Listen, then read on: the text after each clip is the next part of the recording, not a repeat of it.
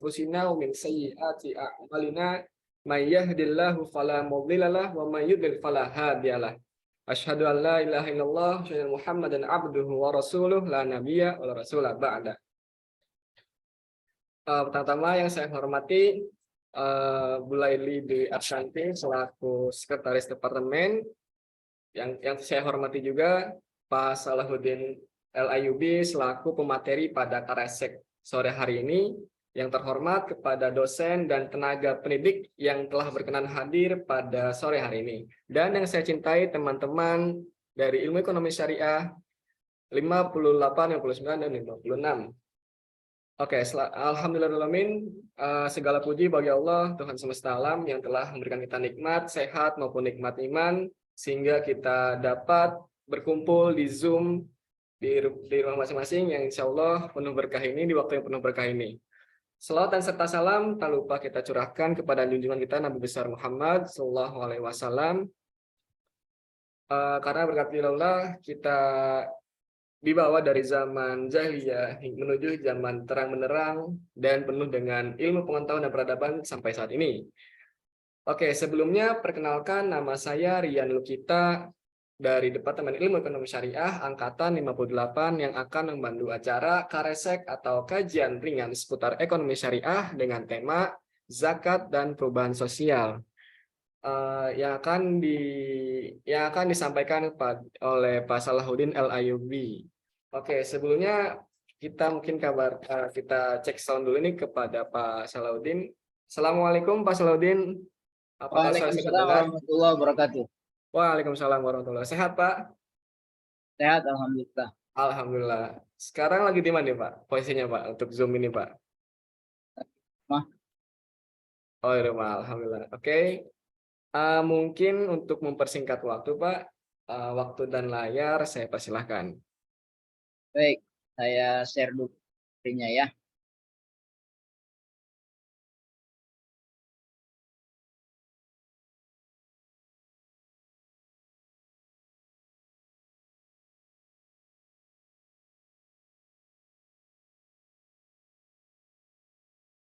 Kok nggak bisa ya? Sebentar.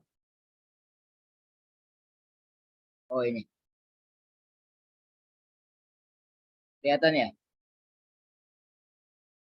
Sudah terlihat Pak. Baik. Saya gedein ya. Bismillahirrahmanirrahim. Assalamualaikum warahmatullahi wabarakatuh. Oh, wabarakatuh. Alhamdulillah. Alhamdulillahirabbil alamin wassalatu wassalamu ala Rasulillah Muhammadin sallallahu alaihi wasallam wa ala alihi wa ashabihi ajma'in, amma ba'd. Yang saya hormati Bu Laili Dwi Arsanti selaku Sekdep Departemen Ekonomi Syariah. Yang saya hormati Bapak Ibu dosen serta tendik yang juga hadir pada Karesek sore hari ini, yang saya hujan deras ini. Tapi suara saya kedengaran baik ya, Mas Rian ya. Insya Allah Pak, sehat alhamdulillah. Ya, dan seluruh mahasiswa yang hadir dan mendominasi pada Karesek sore hari ini. Kita bersyukur tentu saja kepada Allah dan kita perbanyak salawat kepada beliau Sallallahu Alaihi Wasallam, Nabi kita. Mudah-mudahan syukur tadi berubah jadi nikmat yang terus ditambah, dan salawat tadi berubah menjadi kemudahan dan terutama syafaat beliau di yaumil qiyamah nanti. Amin ya rabbal alamin. Saya diminta Karesek pada petang hari ini dengan yang saya kemukakan sendiri, yaitu zakat dan perubahan sosial. Kenapa tema ini saya pilih? Karena memang ini sebenarnya yang saya coba tulis di tugas kuliah ya, disertasi ya. Jadi kita awali dengan satu pertanyaan yang cukup menarik. Apakah agama punya fungsi dalam perubahan sosial? Model-model pertanyaan seperti ini juga banyak ya. Bahkan ada yang sudah lebih spesifik ya di jurnal-jurnal ekonomi syariah ataupun jurnal-jurnal sosiologi yang mengkaitkan antara tema-tema sosial itu dengan Islam atau dengan ekonomi syariah secara khusus. Misalnya ada yang menulis tentang apakah religius itu ya, sikap keberagamaan itu, nilai-nilai keagamaan itu bisa menyambungkan dan bisa menghubungkan antara pembangunan dengan kemenangan atau kesuksesan dalam konteks yang dipahami oleh Al-Quran. Ada yang nulis seperti itu. Nah, saya lanjutkan. Ya, tadi saya ada keluar. Nah, sebentar. Masih kelihatan ya? Masih, Pak, masih. Oke. Apakah agama punya fungsi dalam perubahan sosial? Jadi, peran agama ini memang suka dilihat dari dua sudut pandang yang cukup berbeda. Ya. Pertama, ada yang menganggap bahwa agama ini dianggap sebagai penghambat. Ya. Sebagai penghambat. Ya. Mereka tidak menaruh harapan kepada nilai-nilai agama itu dalam konteks apapun, khususnya dalam konteks katakanlah keuangan, ekonomi, dan itu barangkali ya saya mengira-ngira mungkin terpengaruh juga dengan sejarah kelam Renaissance, ya. Sejarah kelam itu di mana gereja begitu luar biasa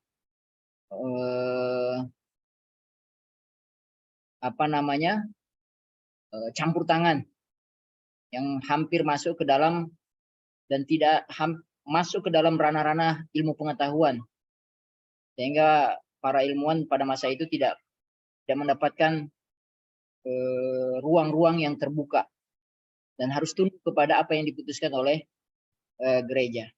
Boleh jadi itu ya yang memberikan pengaruh terhadap perspektif pertama ini, bahwa agama itu dipandang sebagai penghambat. Perspektif kedua sebaliknya, agama itu unsur yang penting dalam mempercepat. Positif lah, kalau tadi negatif ini positif. Dan memang kita harus akui, agama itu mempengaruhi manusia banyak hal. Budaya, ya, politik, pernikahan, pendidikan, kepemimpinan, ya termasuk pula ekonomi.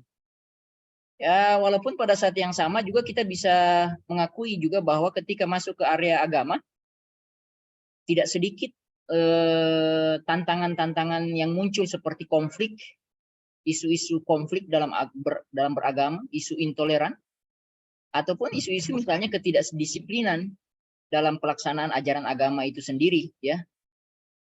Di maksudnya yang kalimat terakhir itu, misalnya Islam sebagai agama yang kita yakini sudah begitu kompleks dan begitu lengkap, komprehensif, universal, ya, sumulia, tapi dalam konteks pelaksanaannya bagi pemeluknya, yaitu kita, itu ada gap atau jomplang yang cukup besar, ya. Misalnya tentang nilai-nilai kebersihan, ternyata kita harus akui bahwa itu belum sampai, atau nilai-nilai misalnya ketertiban, ya, antri, budaya antri, itu juga tidak didapatkan di negara-negara yang notabene Islam pemeluknya. Dan itu akan kita lihat nanti ya. Saya punya catatan sendiri itu ya. Nah, oleh karena itu kembali ke yang perspektif pertama tadi, mereka menganggap memasukkan unsur agama dalam ilmu-ilmu sosial itu sesuatu yang tidak tepat. Mereka menganggap harus bebas dari persoalan spiritual. Ya lagi-lagi mereka menganggap itu ilusi. penghambat. Dan pada akhirnya kita tahu pertarungan ini terus masih ada, ya, berkembang, sehingga ada istilah pertarungan antara pendekatan ilmu alam, ya, pertarungan antara pendekatan ilmu alam yaitu sains yang empiris, ya, dengan pendekatan metafisis teologis non empiris, ya. Jadi sains versus agama, ya, itu sesuatu yang bisa mahasiswa baca, ya, di internet, atau bahkan bisa tinggal chat chat AI, GTAI, ya. Nah, di sini diwakili dua pendapat tadi itu, misalnya oleh Karl Marx yang pendapat pertama, ya. Dia terkenal betul dengan teori materialisme historis. Apa itu materialisme historis? Dia katakan bahwa apa-apa yang terjadi dalam hidup manusia ini, pilihan-pilihan manusia ini, ya, sebenarnya sebagai akibat dari cara-cara produksi materi itu sendiri. Artinya, kalau persoalan ekonominya udah oke, bagus, pada akhirnya itulah yang akan membuat perubahan dalam masyarakat. Jadi dia ingin bilang bahwa tidak ada yang lebih besar memberikan pengaruh perubahan itu kecuali ekonomi, materialis. Jadi orang harus fokus di situ. Itu, ya, Marx. Lawan Marx, ya, atau saya ulangi lagi. Jadi Marx bilang bahwa bukan gagasan, bukan ide yang menciptakan masyarakat itu atau yang membuat perubahan itu, bukan ide, bukan pikiran, bukan agama, karena agama itu dianggap sebagai bagian dari ide. Tetapi yang membuat perubahan itu adalah materi, ekonomi. Nah, lawannya itu diwakili oleh Weber, ya. Weber malah mengakui, ya, dia mengakui ada unsur teknologi, ya, mengakui ada namanya konflik, karena Marx itu dia mengatakan bahwa konflik itu alami. Jika orang bicara ekonomi, maka di situ akan terjadi konflik, berebut sumber daya alam, ya, berebut bersumber ekonomi. Dan Weber mengakui itu, tapi dia tidak sepakat. Weber tidak sepakat dengan dengan determinisme ekonominya Marx. Jadi dia bilang bahwa jangan gitu-gitu amat lah. Perubahan sosial itu tidak hanya lewat ekonomi. Ya, dia malah sebaliknya, idealisme historis. Di kata Weber, masyarakat itu terbentuk melalui gagasan atau cara berpikir manusia. Jadi orang berubah itu kalau berpikir dulu. Berpikir, ya, melakukan ide-ide, ya. Seperti itu. Nah, apa yang disampaikan oleh Weber ini tentu saja tidak lepas dari apa yang dia tulis di bukunya, ya, The Protestant Ethic and the Spirit of Capitalism. Bagaimana Protestant Ethic itu mengatakan bahwa ada dua konsep yang cukup terkenal, yaitu the calling, bahwa kewajiban moral paling tinggi dari seorang Katolik itu adalah, dari seorang Protestan itu adalah melaksanakan tugasnya sebaik mungkin dalam kehidupan sehari-hari. Kalau hadisnya itu kira-kira hadis Nabi itu, Innallah yuhibbul abdu, ya, sesungguhnya Allah itu menyukai seorang hamba kalau dia bekerja ayutqinahu, sungguh. Ya, nah, itu kira-kira the calling lah, ya. Kemudian konsep yang kedua itu predestination, yaitu ada konsep pilihan, orang-orang yang dipilih untuk selamat dari siksa api neraka nanti itu adalah orang-orang yang sukses di dunia dalam konteks sejahtera seperti itu, ya. Nah, itu Weber dari situlah kenapa kemudian dia menganggap agama itu yang kemudian akan memberikan pengaruh terhadap perubahan sosial, termasuk perubahan ekonomi itu sendiri, ya. Dan ini memberikan konsekuensi, ya. Orang penganut Protestan itu hidup sederhana dan mereka itu menginvestasikan uang dan tidak mau foya-foya, ya. Hedonisme itu nggak mau mereka, ya. Sebaliknya mereka itu kerjanya luar biasa, sungguh-sungguh mengumpulkan harta sebanyak-banyaknya. Dan itulah yang kemudian menjadi cikal bakal sistem kapitalisme, ya, di mana penguasaan terhadap modal itu terpusat kepada segelintir orang saja, ya, segelintir orang saja. Nah, teman-teman yang dirahmati Allah, saya tadi bilang bahwa diskusi ini sebenarnya akan cukup menarik karena ada satu survei yang dilakukan oleh Pew Research Center di tahun 2019 lalu, ya, dia kasih judul surveinya itu The Global God Divide, ya, yang mana menemukan bahwa ada hubungan terbalik antara kondisi ekonomi suatu negara dengan tingkat kereligiusan seseorang, ya. Seseorang yang tingkat religiusnya semakin turun, itu malah membuat kondisi ekonominya semakin bagus. Nah, di dalam di dalam survei itu, kajian mereka itu dikatakan negara Kenya, tingkat religiusnya itu 95%, tapi tingkat PDB-nya rendah di antara 34 negara yang disurvei. Jadi tinggi, bagus agama, tapi rendah ekonomi. Nah, sebaliknya Swedia, dia PDB-nya paling tinggi loh di antara negara-negara yang disurvei. Tapi tingkat religiusitasnya hanya 9%. Nah, jadi ini cukup menjadi diskusi yang bisa membuat kita, ya boleh jadi penelitian-penelitian akan banyak terinspirasi dari hal-hal yang seperti ini. Ya, misalnya mahasiswa bisa saja meneliti tentang dalam konteks negara-negara OKI, ya, bagaimana ya dikhususkan, atau negara-negara ASEAN yang Muslim dan selanjutnya. Nah, itu saya kira ya bisa berkembang begitu luas.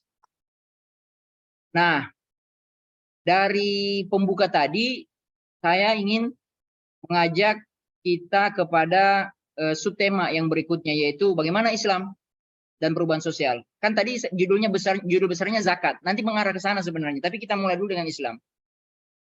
Jadi kalau kita bicara Islam, ya, maka kalau kita bicara perubahan sosial dari sudut pandang Islam, maka perlu ada landasan epistemologinya, ya. Wahyunya itu apa? Nah, ini ayat di surat Ar-Ra'd ayat 11, ya. Innallaha la yughayyiru ma biqaumin hatta yughayyiru ma bi anfusihim. Allah tidak akan merubah keadaan suatu kaum sampai mereka sendiri yang merubah keadaan mereka. Jadi ternyata Al-Quran itu menggunakan menggunakan term atau tema atau kata, yaitu ghayyara, yughayyiru taghyiran. Artinya mengganti, menukar, merubah. Ya. Secara bahasa, perubahan, pergantian, transformasi, ya. Kalau secara istilah atau terminologis, ya berarti adanya transformasi secara menyeluruh dalam aspek pemahaman, metode, pola perilaku, dan yang semua perubahan itu mengakibatkan ada kejadian atau ada perubahan lain, ya, baik itu yang sifatnya positif konstruktif ataupun negatif destruktif. Jadi dalam Islam yang namanya perubahan bisa dua, positif konstruktif ataupun negatif destruktif. Makanya dua tema itu sering diulang-ulang dalam Al-Quran, ya. Orang-orang yang melakukan perbaikan, muslihin, sama orang-orang yang melakukan kerusakan, ya, fil ardi.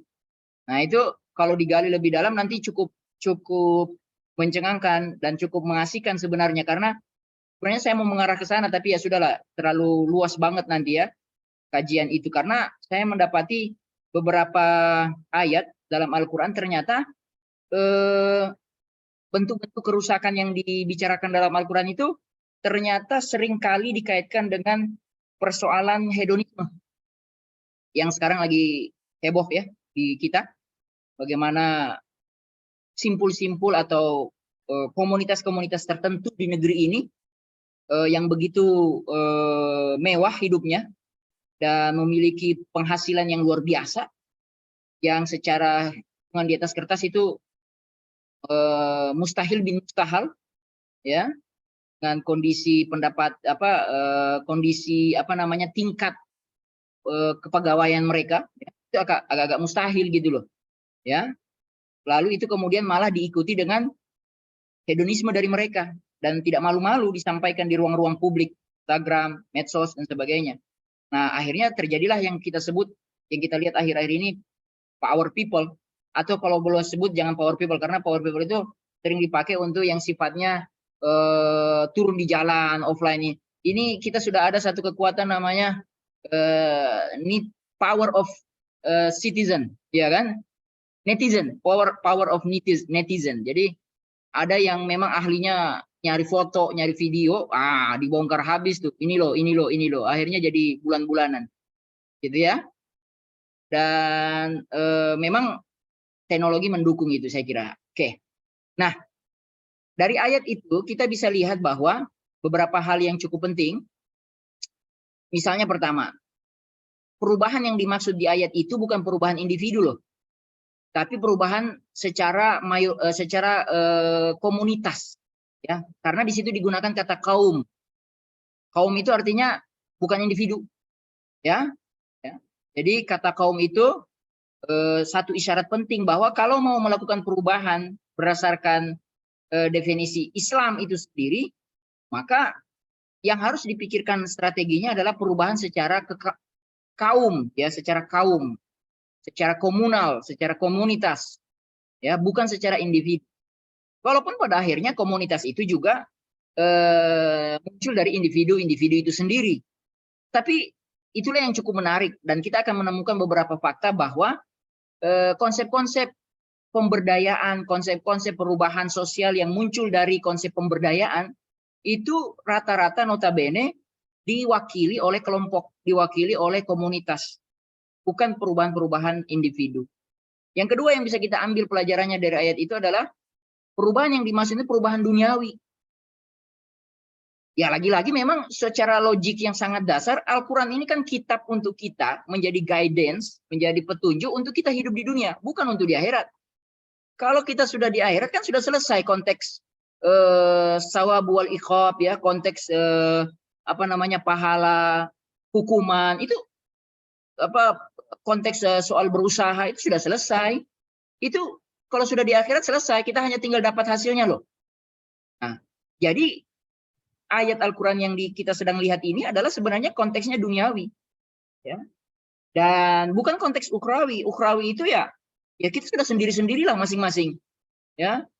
Fa iza ja'atis sakhah, kalau sudah datang hari kiamat itu, yauma yafirul mar'u min akhi, orang lari dari saudaranya, dari ibu bapaknya, dari anak istrinya, gitu. Jadi tidak ada lagi konsep itu. Tapi makanya berarti yang kita harus betul-betul pikirkan ini perubahan yang ada real di dunia. Dan yang terakhir, yang ketiga yang bisa kita ambil dari ayat itu adalah agent, pelaku perubahan itu sendiri. Nah, kalau di dalam konteks ayat ini ada dua, yaitu pelaku perubahan itu bisa datangnya dari Allah secara eksternal. Artinya kalau Allah mau rubah sebuah kaum itu tanpa ada sebab musabab, ya bisa-bisa aja, Allah kan maha kuasa. Nah, itu yang pertama. Ya, tetapi ada juga yang namanya konteks perubahan itu pelakunya adalah manusia itu sendiri.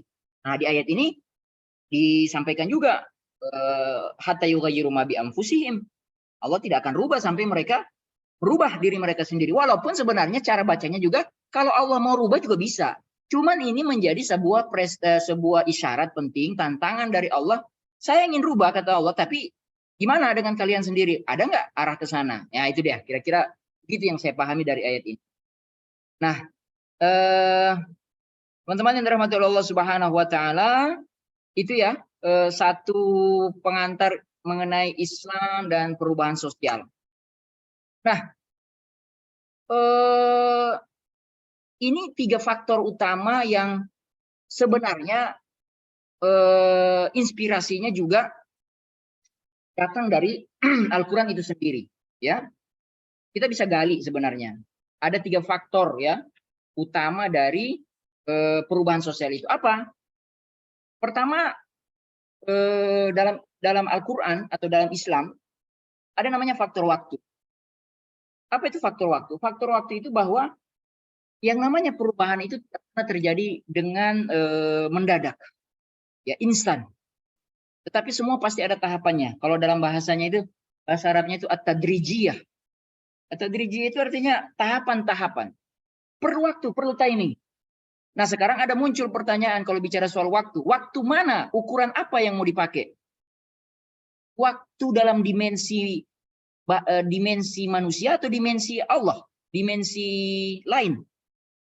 Kita tahu dalam Al-Quran kan ada ayat, saya lupa di surat berapa, ayat keberapa, tapi bagaimana ukuran waktu itu betul-betul berbeda.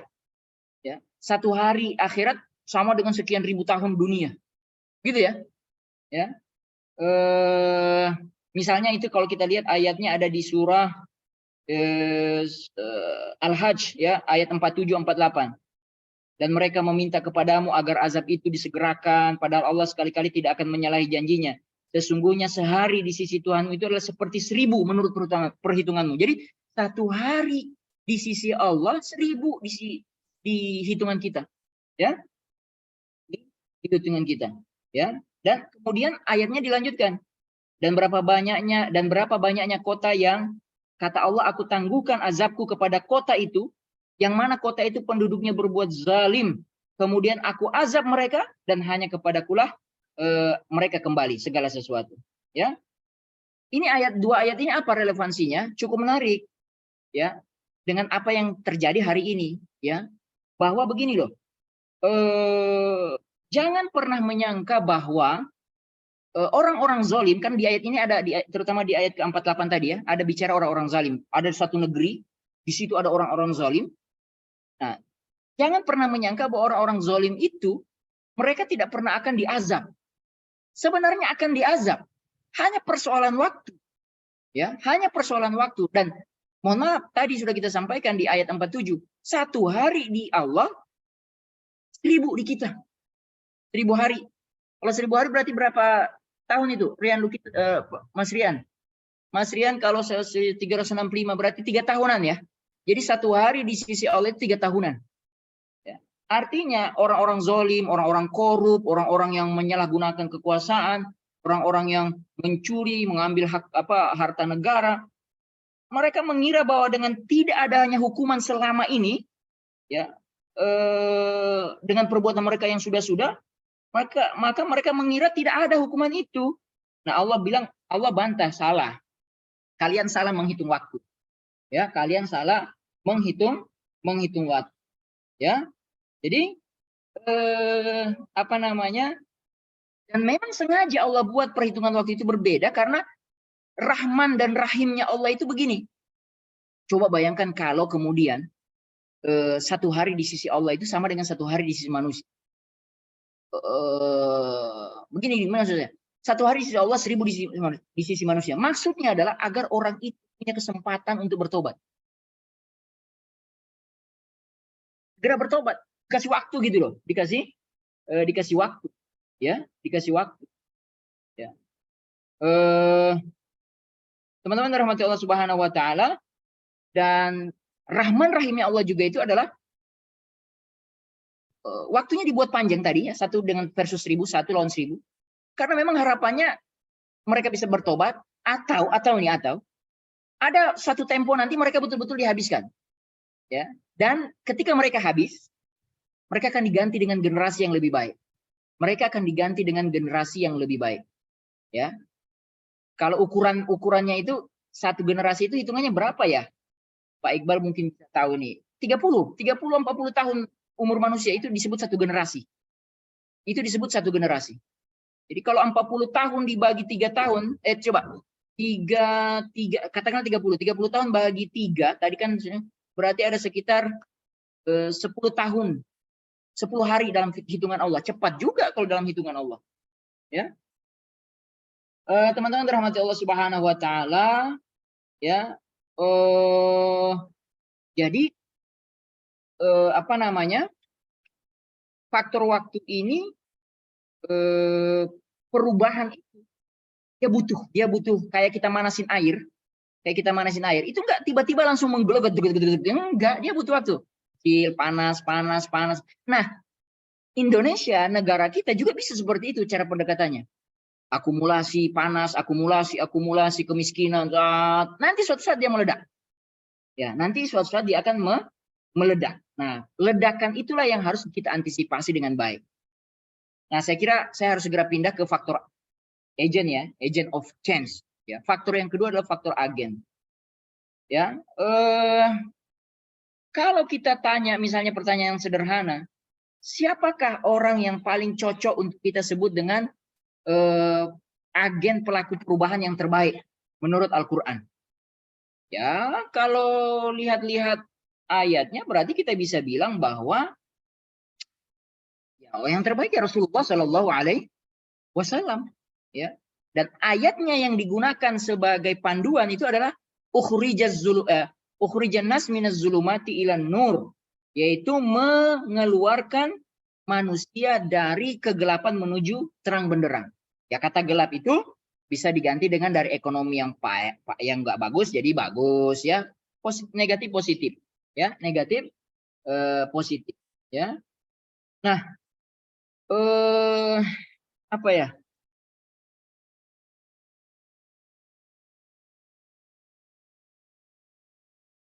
Saya kira itu untuk yang faktor agent. Yang ketiga adalah faktor elit.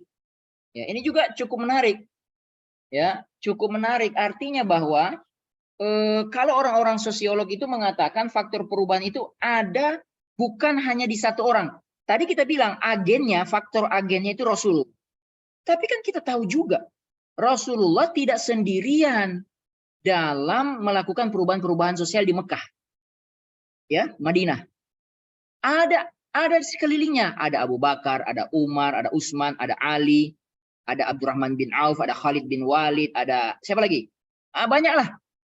Ya. Nah, itulah yang disebut dengan elit-elitnya yang mengelilingi Rasulullah Sallallahu Alaihi Wasallam, ya, yang mengelilingi Rasulullah Sallallahu Alaihi Wasallam, yang kemudian melakukan beberapa konteks-konteks tugas tertentu, ya. Nah, dan kalau kita buka Al-Quran misalnya, saya ini agak cepat ya karena tulisannya cukup banyak, jadi saya harus ambil sedikit. Kalau kita buka misalnya surah Al-Isra, surat ke-17 ayat 16. Di situ Allah katakan, dan jika kami hendak membinasakan suatu negeri, coba lihat, maka kami perintahkan kepada orang-orang yang hidup mewah. Hedon. Orang-orang hidup mewah di negeri itu supaya mentaati Allah. Supaya taati Allah. Jadi mereka itu sudah disuruh. Tetapi ketika mereka melakukan kedurhakaan dalam negeri itu, maka sudah sepantasnya berlaku terhadapnya ketentuan kami. Apa itu? Kami hancurkan negeri itu sehancur-hancur. Elit. Elit. Nah, ya. Jadi ini agak menarik sebenarnya diskusinya nanti. Indonesia ada orang-orang yang bagus, tapi apa jangan-jangan elitnya yang nggak bagus nih, ya? Elitnya yang nggak bagus, ya. Teman-teman dirahmati Subhanahu wa taala,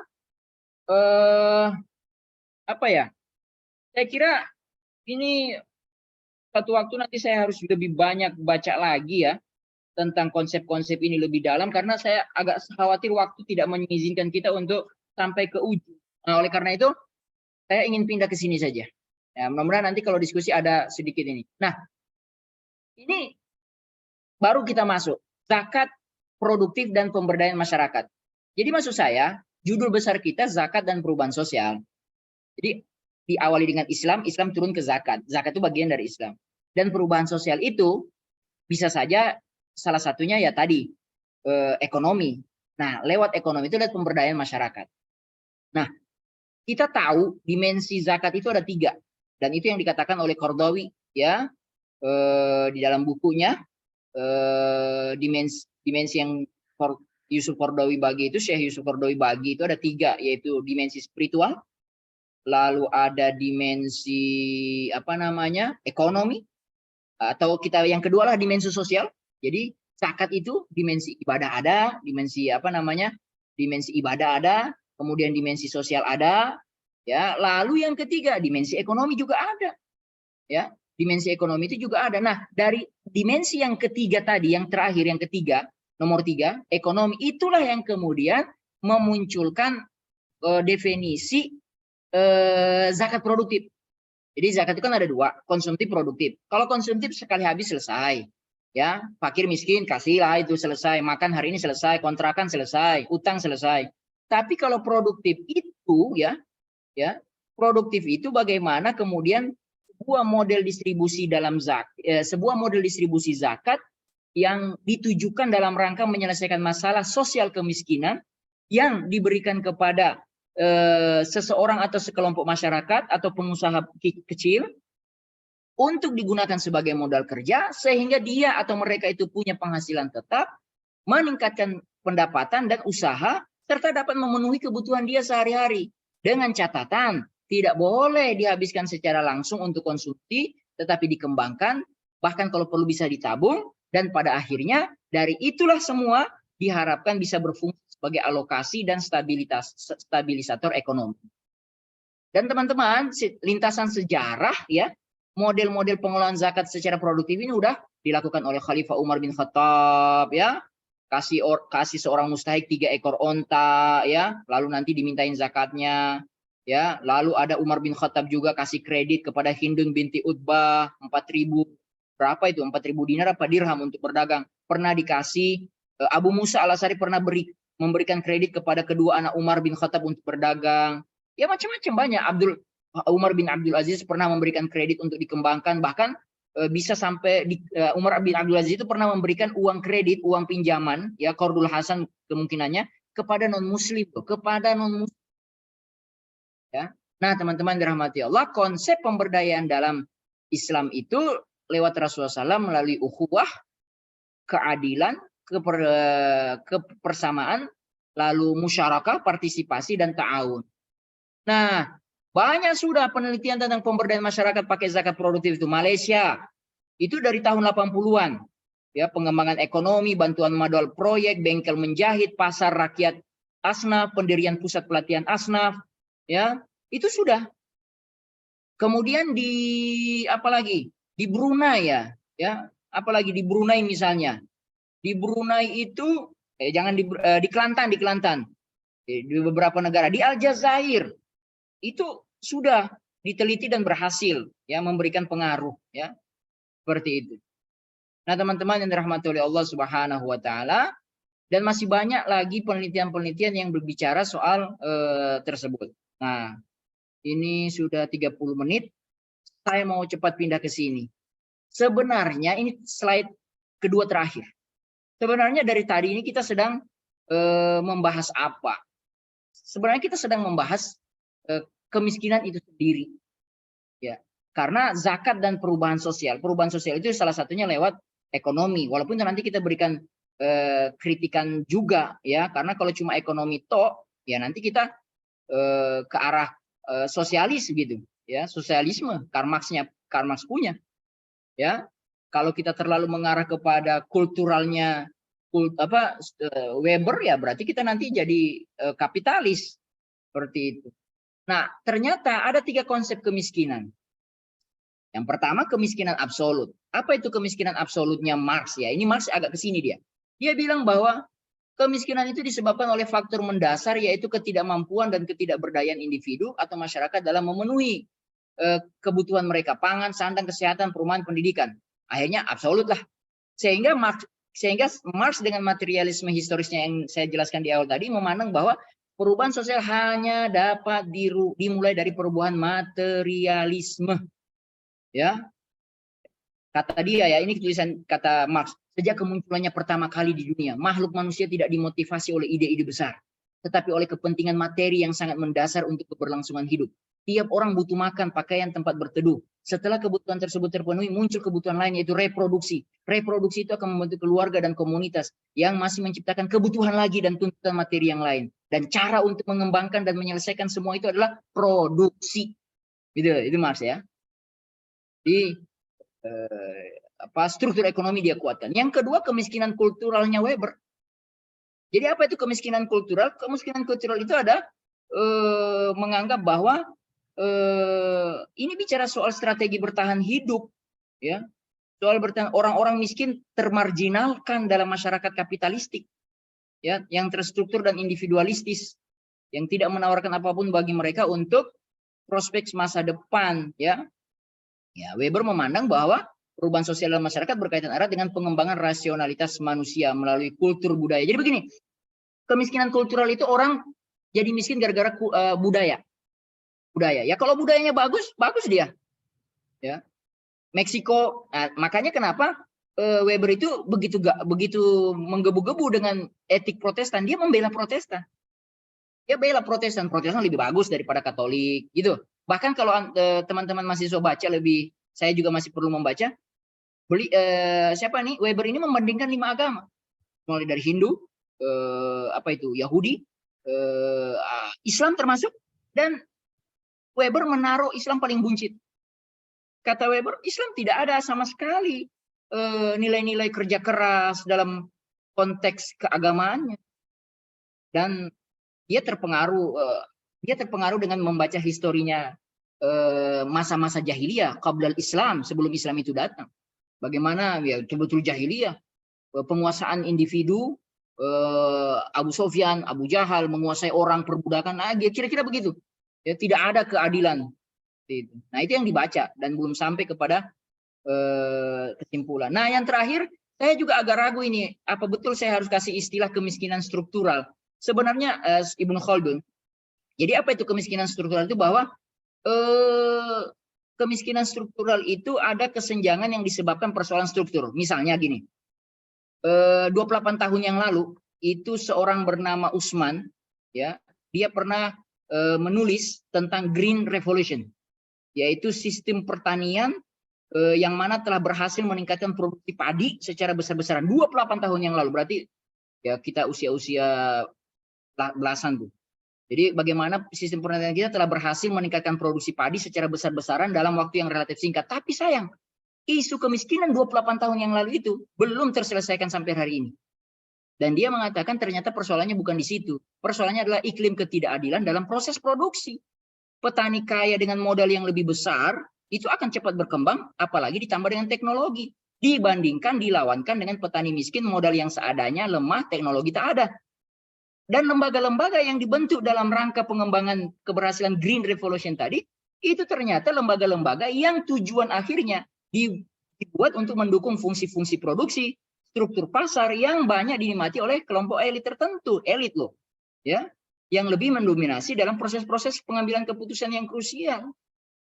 Nah, Ibnu Khaldun kemudian memandang bahwa ada konsep interaksional. Interaksional itu maksudnya perubahan itu ya, perubahan sosial itu sebaiknya tidak dilakukan oleh segelintir orang atau dirasakan oleh segelintir orang, tapi harusnya sifat alami manusia itu dari awal hidup berkelompok, saling menggantungkan diri, ya, dan lain sebagainya, ya, ada solidaritas sosial di situ, social solidarity.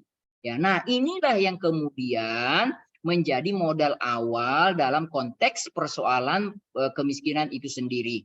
Jadi kata Ibnu Khaldun, jangan membicarakan kemiskinan itu atau kesejahteraan itu hanya menyebutkan aspek material tok. Coba dikembangkan bicara soal materi unsur sosialnya bagaimana, unsur fisiknya bagaimana, unsur psikologisnya gimana, unsur spiritualnya bagaimana, unsur harga dirinya bagaimana, unsur keamanannya bagaimana, unsur kebebasan memilih dan bertindak itu bagaimana. Dan itulah ranahnya penelitian-penelitian yang mengarah kepada lebih condong kepada sosial gitu ya, bukan kepada ekonomi. Nah, ini slide terakhir. Ini sebenarnya tidak ada tadi. Sudah mau dekat jam 4 baru saya bikin pertanyaan saja. Ya, ini bisa memancing saja. Saya juga belum tahu ujungnya. Ke arah mana sebenarnya kita sedang menuju? Ke arah sosial ekonomi atau sosial budaya atau sosial religius? Ya, ini tawaran saja. Silahkan dipikir-pikirkan. Ya, kita diskusi. Mudah-mudahan ada manfaatnya lah.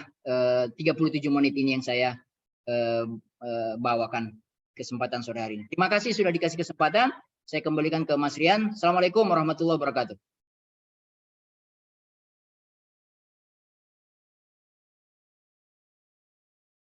Waalaikumsalam warahmatullahi wabarakatuh. Sebelumnya suara saya masuk nggak, Pak? Masuk. Oke, terima kasih Pak Salahuddin atas pemaparan materinya terkait zakat dan beban sosial yang dipaparkan bahwa tadi zakat itu terbagi dari 3 dimensi, dari sosial, spiritual, dan ekonomi, dan faktor perubahan sosial ada waktu, agen, dan elit, dan perubahan yang menurut pada surat Ar-Ra'd ayat 11 itu ada perubahan dari kaum yang bukan individu dan duniawi yang dimasukkan ke dalam duniawi yang kelompok. Nah, untuk yang individu itu lebih terkait dengan masing-masing. Yang terakhir itu ada pelaku perubahan sendiri itu dari eksternal dari Allah Subhanahu Wa Taala langsung, dan perubahan dari internal dari manusianya itu sendiri. Oke, mungkin itu yang sedikit saya dapat dari tadi. Oke, sesi selanjutnya ada tanya jawab. Oke, mungkin boleh dari teman-teman yang ada di sini yang ingin bertanya, yang ingin masih penasaran terkait zakat dan perubahan sosial, bisa saja langsung raise hand untuk bertanya atau di kolom chat. Oke, mungkin sebelum itu saya ingin bertanya nih, Pak. Ya. Gimana sih Pak cara untuk melancarkan atau menjalankan program zakat produktif ini yang benar-benar efektif gitu untuk menciptakan perubahan sosial yang signifikan di tengah-tengah budaya kayak korupsi dan sebagainya gitu. Dan dari yang saya pelajari juga di kelas itu bahwa dari badan zakat pun masih banyak tantangan dan tantangan-tantangan yang ada gitu. Seperti kayak jauhnya badan zakat dari lingkup masyarakat, dan juga dari UPZ-nya banyak yang berkompetisi untuk membuat program paling bagus itu, sehingga kurangnya kolaborasi gitu. Mungkin itu sih pertanyaan saya, Pak. Gitu. Oke. Sebenarnya pertanyaannya luas ya. Global ya. Walaupun di ujung-ujungnya ada sedikit beberapa subtema, yaitu soal tidak bekerja sama antar lembaga. Itu kan jawabannya sudah ada sebenarnya. Ya, jawabannya kerjasama. Ya kan? Gitu. Tapi saya coba jawab ya Mas Rian ya, bagus pertanyaan globalnya tadi. Dan ini bisa saja pendekatan yang tidak mesti harus ini. Tawaran-tawaran saja misalnya. Kita berangkat dari data dulu misalnya. Kemiskinan itu ada di mana sebenarnya? Coba Mas Rian. Saya ajak diskusi. Ada di kota apa ada di desa? Ini baterai. Menurut saya lebih di kota banyak, di desa juga banyak. Cuman yang saya lihat tuh yang di desa ini lebih walaupun dia misal tidak terkategori miskin itu, tapi dia masih bisa makan itu, Pak. Mungkin dari olahan pertaniannya gitu. Di kota ya jawabannya? Iya, menurut saya di kota, Pak. Alasannya tadi, kalau di desa, semiskin-miskinnya desa masih bisa makan. Ya, karena yang saya rasakan tuh begitu. Soalnya tetangga mungkin masih bisa peduli, dan juga masih banyak warga-warga desa yang punya pepohonan dan sebagainya. Jadi dia masih bisa memanfaatkan hasil dari yang dia tanam gitu, Pak. Iya. Itu kalau saya tanggapi, itu berarti Mas Rian itu masih bernostalgia dengan konsep desa berapa puluh tahun lalu. Ya, konsep desa yang rukun ya, yang ya orangnya ini tepo seliro ya kan? Ya Mas. Saling Ya, membantu, mungkin, betul Pak. ya? Benar, Pak. Tinggal di mana dulu? Desa sekarang tinggal di mana? Kampungnya, kotanya, rumahnya? Kota apa desa? Kalau rumah saya di desa, Pak, di Cigudeg. Di Cigudeg. Ada yang tadi disampaikan itu masih ada? Kayaknya kalau desa Cigudeg dekat dengan kota ya. Iya, Pak. Jadi maksud saya, memang tidak dengan fenomena yang tadi Antum sampaikan itu soal masih membantu. Pertama kalau dari segi geografis Cigudeg itu desa kota itu terlalu dekat dengan kota. Jadi apa-apa yang terjadi di kota sebenarnya terjadi juga di desa. Tidak banyak perubahan, tidak banyak bedanya. Dan secara umum memang sekarang desa sudah berubah. Nostalgia desa yang Antum sampaikan itu sudah ada yang bilang sudah tidak sama. Sekarang kapitalisme desa itu lebih parah loh. Jadi kalau Antum ke desa sekarang, siapa yang punya banyak pemilihan desa aja, pemilihan kepala desa kades itu duit loh. Antum tahu? Ya. Ya enggak? Ya, benar, Pak. Yang baru terakhir apa isu tentang kepala desa nuntut diperpanjang jadi berapa tahun? 9 apa?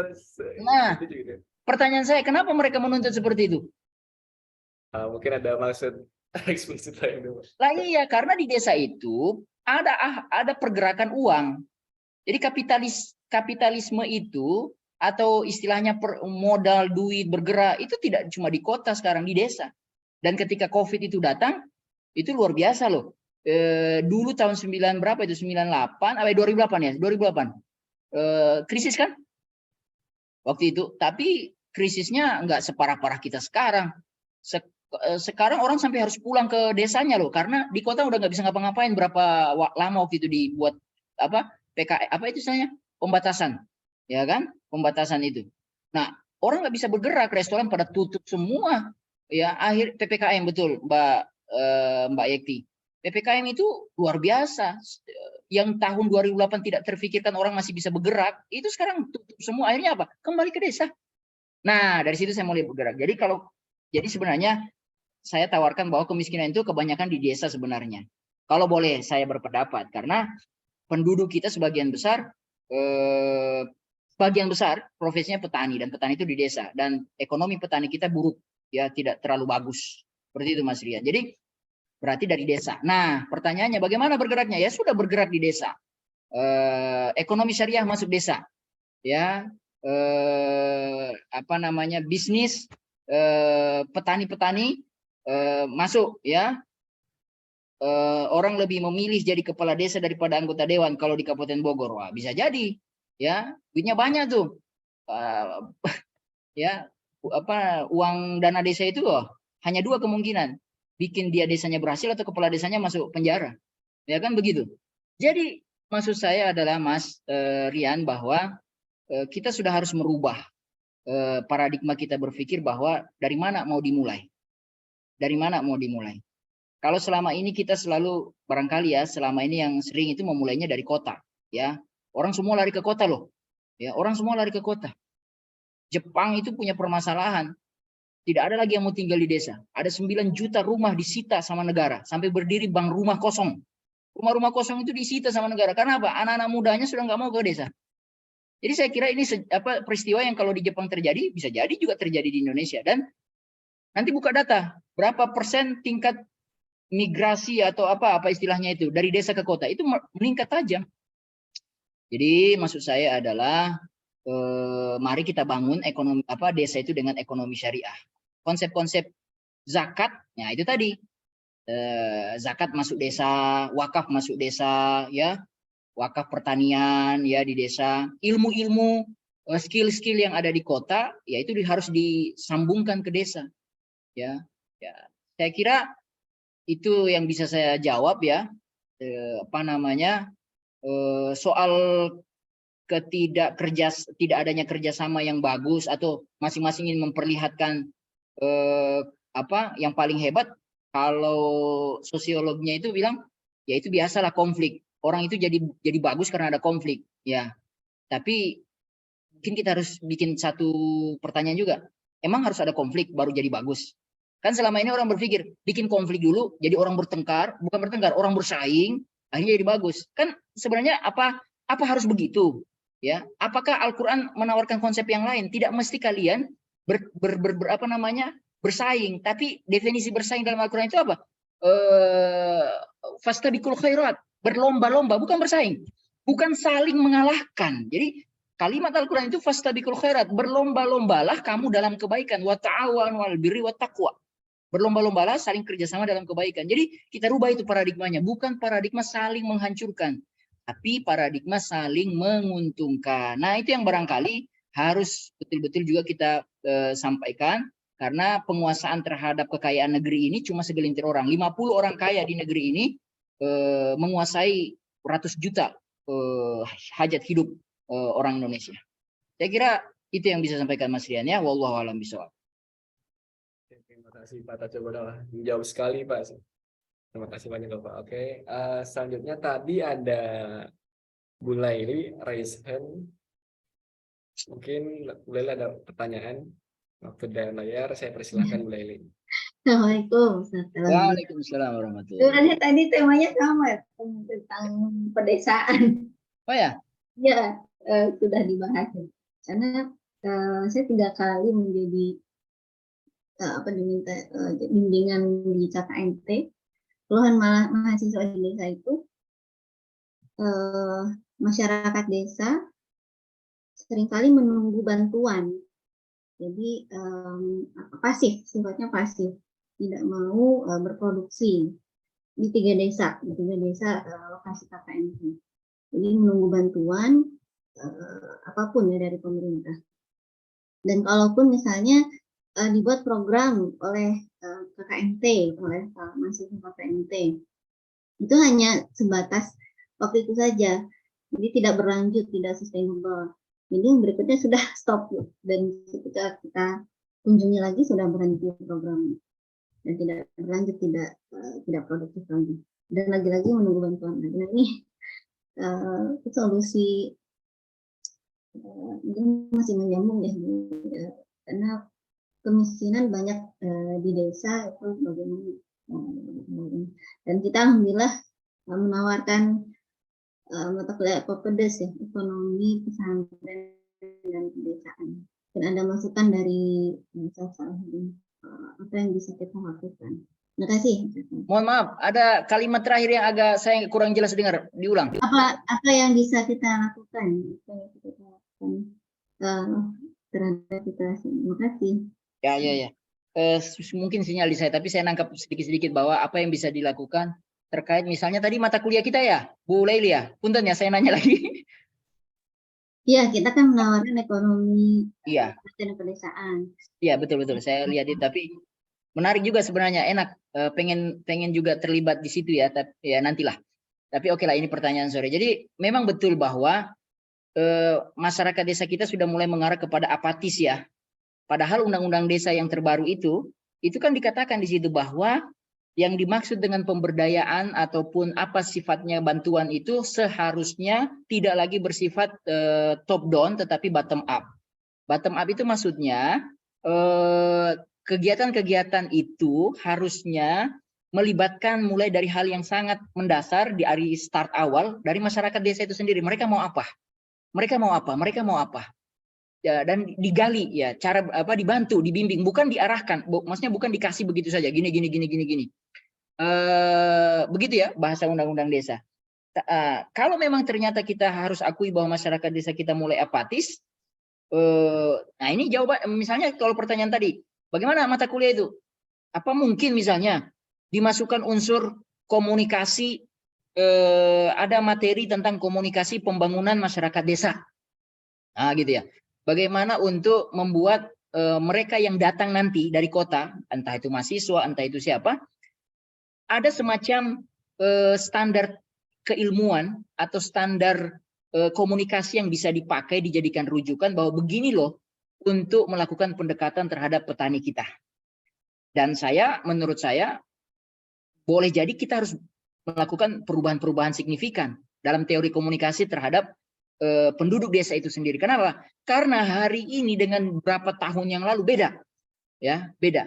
Jadi bagaimana model komunikasi? Ya ini kita harus bertanya sama yang ahli-ahli komunikasi pembangunan masyarakat desa ini. Nah gitu. Nah, saya kira unsur itu bisa saja kita masukkan. Mulai dari komunikasi, membangun partisipasi ya, sehingga akhirnya mereka apatisme itu bisa berkurang. Oh iya, ada harapan, membangun harapan. Ya unsur agama bisa dipakai juga itu. Karena orang desa kita, ada beberapa penelitian mengatakan orang desa jauh lebih religi daripada orang kota. Ya, konsepnya Ibnu Khaldun juga begitu. Orang-orang desa itu Badui jauh masih lebih menjaga nilai-nilai murni manusia ya, kejujuran dan yang disampaikan oleh Mas Rian tadi ya. Tetapi itu kan harus kita ukur juga semurni apa desa kita sampai hari ini. Nah, jadi kembali kepada Bu Sekdep bahwa mata kuliah itu memang kalau bahasa umum pikiran saya memang harus komprehensif. Memang agak susah karena cuma terbatas 14 pertemuan. Nah, saya juga belum pernah melihat secara spesifik pertemuan 1, 2, 3, 4, 5, 6. Harapannya memang 14 pertemuan itu bisa mengakomodasi atau bisa mengakomodir unsur-unsur yang kita turunkan dari yang paling urgent kepada yang tidak urgent atau yang kurang urgent gitu loh. Artinya mudah-mudahan mahasiswa yang mengikuti mata kuliah itu dia bisa kemudian bisa mengaplikasikannya. Nah, ini penting. Mohon maaf saya asal ini aja dulu saya menjawab. Mata kuliah kita sudah sering kita diskusikan memang perlu mungkin kita diskusi lagi bagaimana kemudian antara satu mata kuliah dengan mata kuliah itu bisa saling mendukung. Artinya irisan-irisan tetap ada, tapi bagaimana kita membuat irisan itu bukan saling, istilahnya begini kalau saya itu. Irisan itu menjadi sesuatu yang kita maklumi. Oke lah, di sana ada mata kuliah, di sana pertemuan di mata kuliah itu ada, mata kuliah ini ada. Ya nggak apa-apa ya, begitulah. Irisannya maksudnya irisannya ya kita saling mentolerir, nggak apa-apa ya. Tapi bukan itu maksud saya. Irisan yang ada itu harusnya dicarikan titik temu. Oke, mungkin harus ada yang mengalah, mungkin harus ada yang merubah, ya. Namanya perubahan itu kan dinamis, tidak ada yang final dalam hidup dalam konteks keduniaan itu. Semua mencapai kebaikan. Yang mana yang baik, yang paling itu ya kita mulai dari situ, kita rubah, harus berani berubah. Apalagi kalau cuma merubah pertemuan, saya kira itu tidak sesuatu yang tabu seperti itu maksud saya. Jadi irisan-irisan itu kita buat sedemikian rupa supaya kemudian akhirnya betul-betul mata kuliah yang kita berikan kepada mahasiswa akhirnya bisa mereka manfaatkan sampai kepada tahap aplikasi. Saya kira kurikulum Merdeka Belajar juga itu cukup mendukung. Saya juga sudah lama tidak terlibat dalam proses ini. Saya mohon maaf kalau dalam penyampaian saya ini Pak Salahuddin banyak salahnya, nggak update ya, nggak apa-apa. Saya mohon maaf lah, karena sudah lama juga saya tidak terlibat secara langsung. Nah, oleh karena itu saya kira desa IPB, ekonomi syariah IPB, isu desa kayaknya juga harus kita lebih matangkan lagi, dan mata kuliah itu bisa jadi pintu masuknya untuk bisa masuk kepada yang lain-lain. Begitu Bu Laili, terima kasih. Terima kasih. Oke, terima kasih Pak Salahuddin. Bu Laili, apakah terjawab? Ya, terima kasih Pak Salahuddin. Oke, terima kasih Bu Laili atas pertanyaannya. Oke, mungkin satu pertanyaan lagi untuk partisipan yang hadir pada Zoom kali ini, bisa raise hand atau buat pertanyaan di kolom chat. Oke, menarik tadi Pak. Berarti benar sih Pak, kayak paradigma bahwa pusat ekonomi itu banyak di kota, bla bla bla gitu. Kenapa kita benar-benar nggak berubah mindsetnya itu, bahwa kenapa kita nggak ngebuat kayak pusat ekonomi terjadi di desa itu, mungkin terkait produksinya gitu. Iya. Kayaknya ekonomi syariah IPB secara gennya agaknya harus lebih mendekat ke sana daripada misalnya ekonomi syariah Airangga atau ekonomi syariah misalnya. Kan begitu ya? Karena sudah ada nama pertanian. Iya, berkaitan sekali Pak, berkaitan dengan pedesaan. Apalagi kita kan misalnya bisa benar-benar kayak mengembangkan atau mengimplementasikan ilmu ekonomi syariah kita di desa ini Pak. Oke, mungkin dari partisipan apakah ada pertanyaan? Jika tidak, bisa kita lanjut ke acara selanjutnya. Oke, ada satu pertanyaan dari Mas Yahya Abdullah Mazia. Mungkin saya bacakan pertanyaannya, Pak. Saya sudah baca. Oh ya, bagaimana zakat dapat menyelamatkan suatu negeri, Ustaz? Ya. Baik secara keuangan maupun secara keberkahan. Iya. Kata menyelamatkan, ya terima kasih ya Mas Yahya. Ini pertanyaan terakhir barangkali ya Mas Rian ya. Iya. Kata menyelamatkan itu suka dipakai kepada sesuatu yang sudah parah ya, betul ya Mas Rian ya. Menyelamatkan, ya. Kayak orang mau tenggelam, ya selamatkan dia, ya, gitu ya, tolong dia selamatkan. Jadi saya kira kata menyelamatkan ini bisa saja benar, ya, tapi mungkin bisa kita rubah kepada yang lebih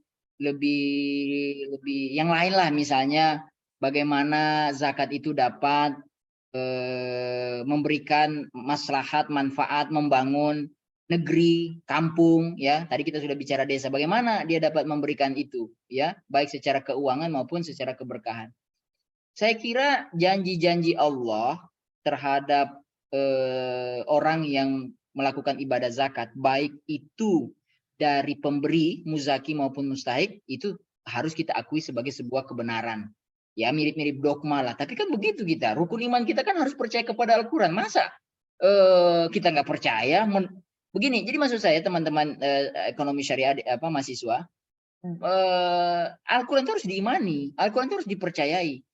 dalam konteks bagaimana kepercayaan itu kita wujudkan dalam dalam realita, ya, itu tugas kita, gitu ya, itu tugas kita, ya. Idealis atau keberkahan, kesuksesan zakat itu yang sudah disampaikan dalam ayat maupun hadis, ya itu tugas kita, ya, menurunkannya di tataran realistis. Tapi sebelum masuk ke tataran realistis, tadi kan ada dua unsur, ada pembayar, ada penerima. Dua ini, nah itu kita lihat tadi. Masih ingat materi tentang 3 unsur penting dalam perubahan sosial, Mas Rian? Coba sebut. 3 unsur penting. Yang 3 dimensi, yang sosial, spiritual, ekonomi. Bukan. 3 unsur penting dalam perubahan sosial itu ada. Ukhuwah. Bukan, agent of change. Agent of 3 change. ya, agent of change. Yang kedua apa tadi? Waktu dan elit. Waktu, lalu kemudian apa? Elit. Elit. Nah, ambillah yang agent of change. Nah, agent of change itu bisa 2.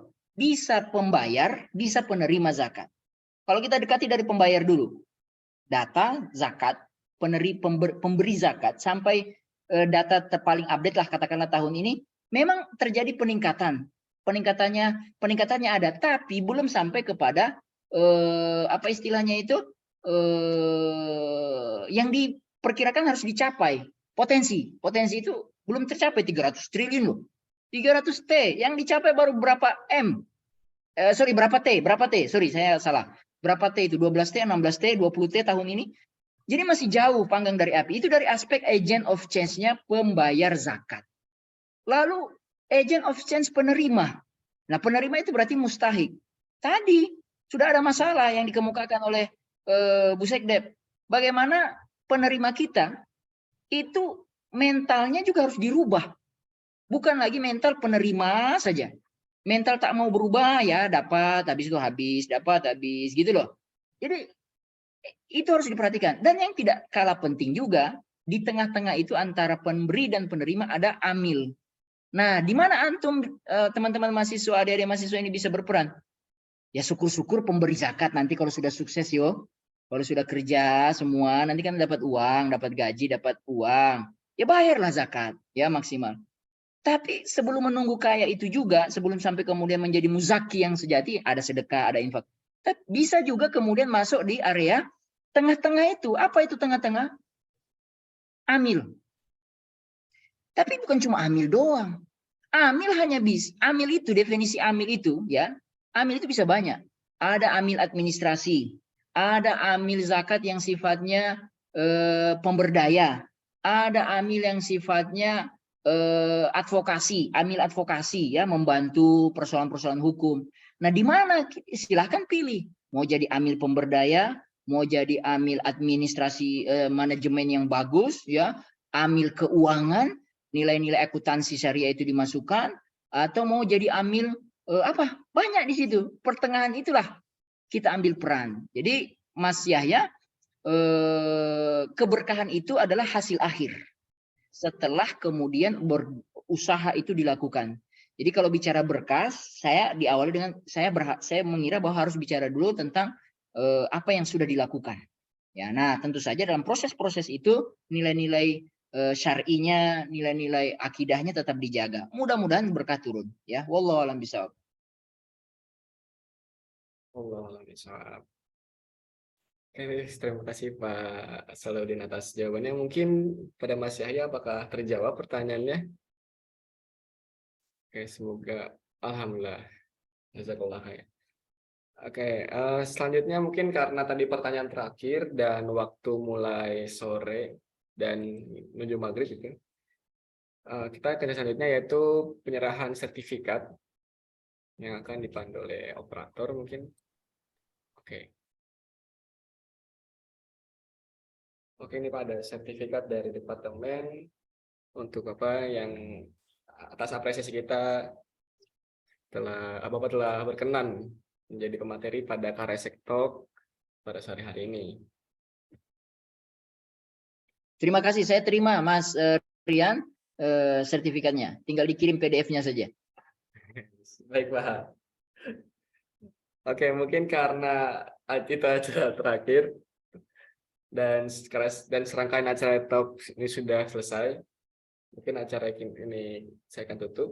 Terima kasih kepada Pak Salahuddin, terima kasih kepada para dosen dan tendik yang telah berkenan hadir pada Prosektor hari ini, dan juga para partisipan dari luar maupun Sivitas Ekonomi Syariah yang telah berkenan hadir juga. Saya ucapkan terima kasih. Mungkin dari MC kurang lebihnya mohon maaf. Wabillahi taufiq wal hidayah. Assalamualaikum warahmatullahi wabarakatuh. Jangan lupa, Waalaikumsalam sampai warahmatullahi jumpa di Karaisok Talk berikutnya. Ya, saya mohon maaf ya. Terima kasih.